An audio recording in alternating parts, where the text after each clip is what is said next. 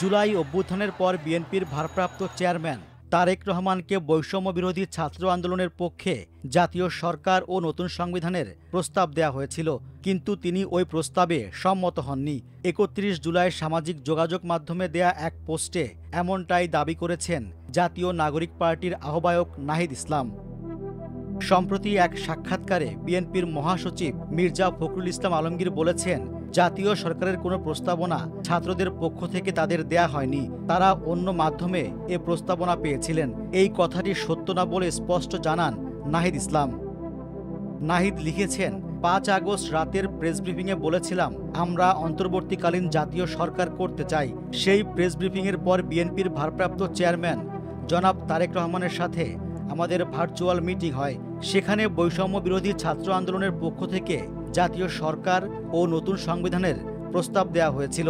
তারেক রহমান এ প্রস্তাবে সম্মতি হননি এবং নাগরিক সমাজের সদস্যদের নিয়ে নির্বাচনকালীন অন্তর্বর্তী সরকার গঠনের পরামর্শ দেন।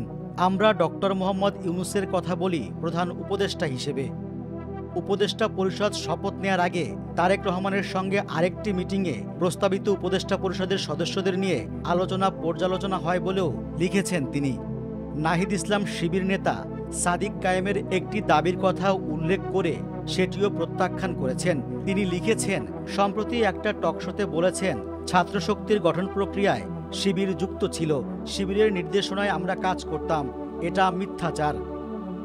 নাহিদ ইসলাম জানান, তবে ঢাকা বিশ্ববিদ্যালয়ের শিবিরের সঙ্গে গুরুবার আড্ডা পাঠচক্র এবং ক্যাম্পাসে ৮ বছর রাজনীতির কারণে শিবিরের সঙ্গে যোগাযোগ ছিল, কিন্তু যোগাযোগ, সম্পর্ক বা কখনো সহযোগিতা করা মানে এই না যে তারা আমাদের রাজনৈতিক প্রক্রিয়ায় যুক্ত ছিল।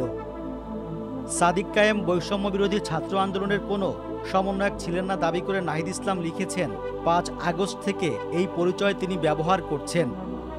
ফেসবুকের এই পোস্টে সেনাবাহিনীকে নিয়েও লিখেছেন নাহিদ, একটা আর্মি কু করে সামরিক বাহিনীর এক অংশের হাতে ক্ষমতা দেওয়ার চেষ্টা হয়েছিল বলেও উল্লেখ করেছেন তিনি। পাল্টা নেতৃত্ব দাঁড় করানোর চেষ্টা হচ্ছে দাবি করে নাহিদ লিখেছেন, কল রেকর্ড ফাঁস, সার্ভাইলেন্স, চরিত্র হনন, অপপ্রচার, প্রোপাগান্ডা, হেন কোনো কাজ নেই যে হচ্ছে না। বাংলাদেশের সিটিং মন্ত্রীদের বিরুদ্ধে যত অপপ্রচার হচ্ছে এদেশের ইতিহাসে এরকম কখনো হয়েছে কিনা জানা নেই, কিন্তু মিথ্যার উপর দিয়ে বেশি দিন টেকা যায় না।